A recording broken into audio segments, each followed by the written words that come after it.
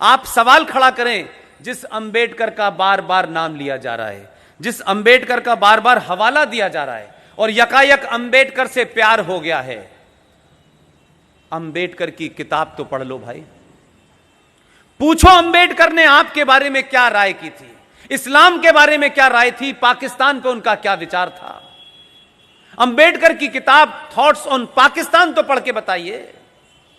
उस आदमी ने सच सच कहा। यह बदकिस्मती है उस आदमी की कि हमारे यहां झूठे लोगों को महान बनाया गया, और जो ईमानदार उस वक्त था और जो आज भी उसकी किताबों को अगर आप पढ़ लें तो उससे ज्यादा ईमानदार आदमी मुझे कोई नजर नहीं आता।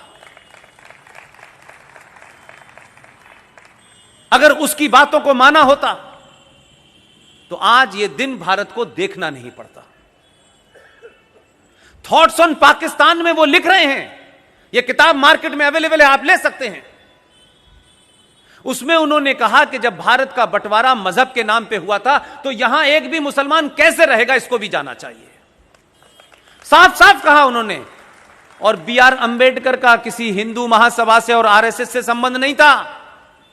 यह कहकर के आप उस ज्ञानी आदमी की बात को झुठला नहीं सकते। आज उनका सारा का सारा इतिहास और सारी किताबें मौजूद हैं, हम पढ़ नहीं रहे हैं।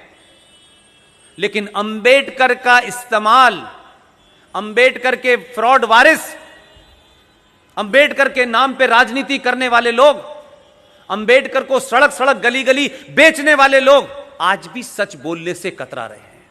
इसलिए मेरी और आपकी जिम्मेदारी है कि एक फ्रॉड नैरेटिव चल रहा है जो 1946 में जिन्ना ने जिसका एक्सपेरिमेंट किया था, और चंद सालों बाद वो एक्सपेरिमेंट खराब हो गया और वो साहब हिंदुस्तान आ गए। लेकिन हम 70 साल के बाद उसी नैरेटिव को दोबारा से देख रहे हैं, सिर्फ उसमें स्लोगन बदला है, जय भीम और जय मीम। इस जय भीम और जय मीम को बारे में आप सब लोग एक्सपोज कर सकते हैं। बहुत सारी किताबें हैं, यह भी एक किताब है। इस किताब का नाम है पाकिस्तान और पार्टीशन ऑफ इंडिया। इस शख्स के बारे में जितनी बातें मैं पढ़ता हूं, बार बार सोचता हूं कि किस तरीके का मैनेजमेंट रहा होगा कि जिस शख्स को हमारा राष्ट्रपिता कहा गया, कौन सी ऐसी बात है कि उसको राष्ट्रपिता कहने से मुझे गर्व पैदा हो, मुझ में सम्मान का भाव पैदा हो। पूरी दुनिया क्या लिख रही है उनके बारे में, जो जो उन्होंने कहा वो सब आ रहा है सामने। लेकिन एक ऐसा आदमी के उस दौर में जिसे सत्ता नहीं चाहिए थी, उसने तब भी सच कहा और मरते मरते सच लिख के गया। इससे ज्यादा ईमानदार आदमी नहीं है। क्या ऐसा हो सकता है कि कोई हमारा आइडियल हो, कोई हमारा ऐसा युग पुरुष हो, कोई हमारा ऐसा लीडर हो और उसके बारे में हमें यह पता चले कि यह झूठा है, कायर है, चोर है, मक्कार है, इसने दुनिया के सारे झूठ बोले और हम उसको कहें कि यह हमारा महापुरुष है? हो सकता है?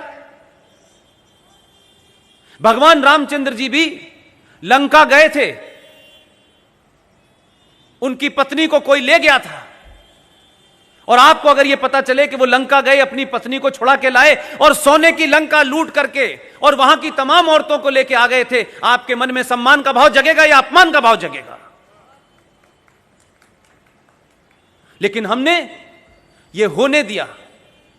और एक शख्स जिसे मैं आज के दौर में कहूंगा, हो सकता है कुछ लोगों को पॉलिटिकली इनकरेक्ट लगता हो, लेकिन आप सबसे और जो भी मेरी बात सुनते हैं, जो सौरभ भाई की बात सुनते हैं, 1000 साल के बाद आपको मौका मिला है, सच बोलिए,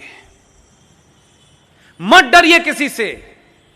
जो आने हैं जाने हैं, सत्ताएं आएंगी चली जाएंगी, पार्टियां बनेंगी टूटेंगी, यह सिलसिला चलता रहेगा। आप अपना नाम किसमें दर्ज कराना चाहते हैं यह आज आपको तय करना है। यह कहने से कुछ मिलता नहीं है।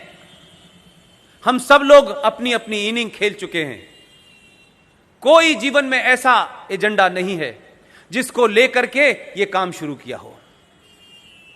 यह पार्ट टाइम काम नहीं है कि चलो 10 मिनट के लिए राष्ट्रवादी हो जाते हैं, ऐसा नहीं है।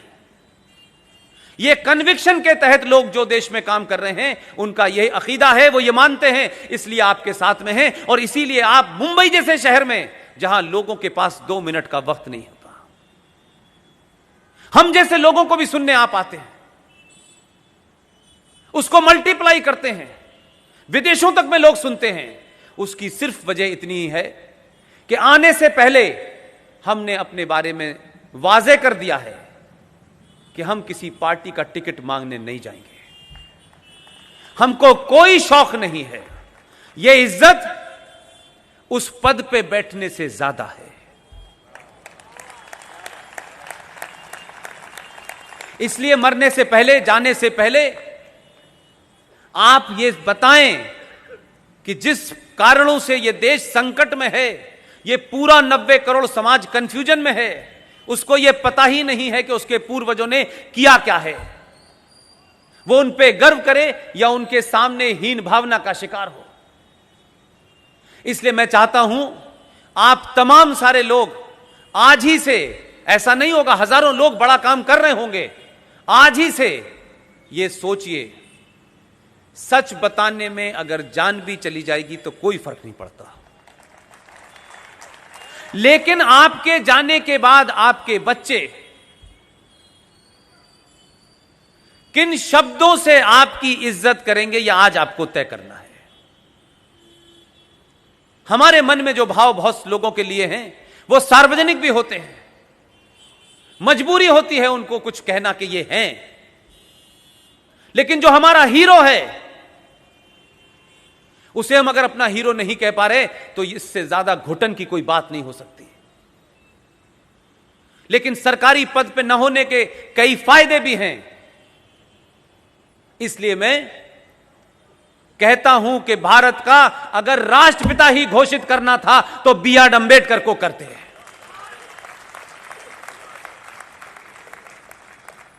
हम इस झूठ में तो नहीं फंसते।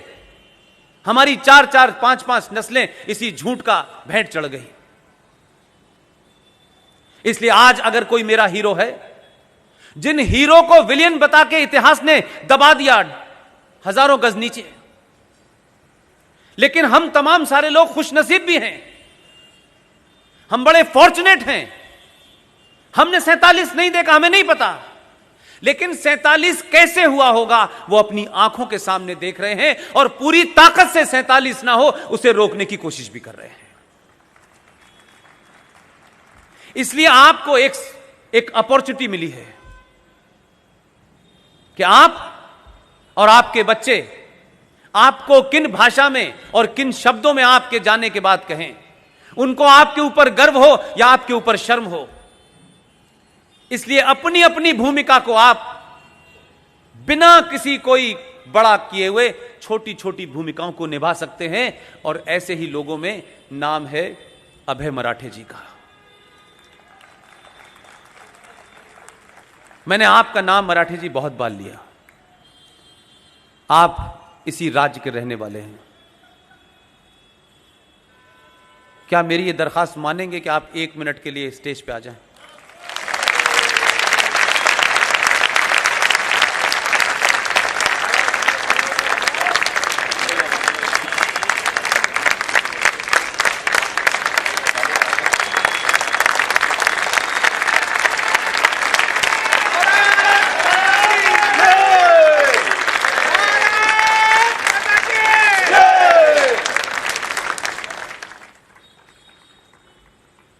ये राष्ट्रीय दिन दर्शिका के नाम से है। इसको मैं जितनी बार देखता हूं मुझे लगता है कि ये पहले क्यों नहीं हुआ। इसलिए इस कैलेंडर को आप देखेंगे, इसी के अंदर इन्होंने ऐसी चीज़ें छाप दी हैं कि जब आपके बच्चे पूछेंगे सवाल, जब वो बच्चे पूछें तो आपको वो जवाब देना पड़ेगा। और आप जब आपको जवाब देंगे तब आपको ये भी पता चलेगा कि आखिर ऐसी कौन कौन सी वजह थी जो हमसे छुपाई गई, जो आपको बताई नहीं गई। उसमें से एक इम्पॉर्टेंट है, वो मैं सिर्फ चाहता हूँ कि आप देख लें, क्योंकि मेरे कहने नहीं कहने का बहुत ज़्यादा फर्क नहीं पड़ता। ये वो चित्र हैं जो भारत के पहले ओरिजिनल कॉन्स्टिट्यूशन पे छपे हुए थे। पूरे 22 नहीं हैं, कुछ छापे हैं।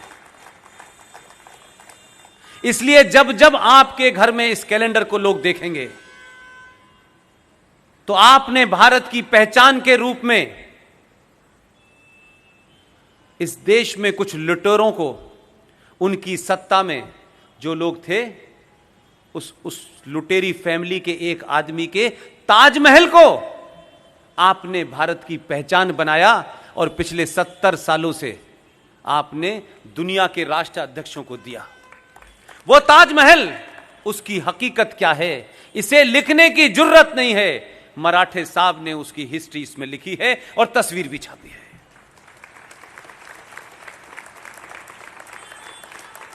इसलिए मैं चाहता था कि मराठे जी एक इंस्टीट्यूशन है और बहुत समय लंबा नहीं है। आने वाली जनरेशन इस चैलेंज को ले, लोग सिर्फ इसको ले लेंगे, इतने से ही काम हो जाएगा। मेरे 3-4 साथी जो दिल्ली में हैं, जो ट्रस्ट इंडिया फाउंडेशन के नाम से काम कर रहे हैं, उन्होंने मुझसे कहा है इस आदेश के साथ कि मराठे जी आपको मिले तो आप उनको भरोसा दीजिए कि इस कैलेंडर का भविष्य में जो भी पब्लिकेशन की कॉस्ट आएगी सारी ट्रस्ट इंडिया फाउंडेशन वहन करेगा। लेकिन इस कैलेंडर को एक आंदोलन का रूप देना है, घर घर पहुंचाना है। ये कॉमर्शियल वेंचर नहीं है, इसमें 80 साल की उम्र तक इनका खून पसीना है। Thank you very much Marathe. Thank you.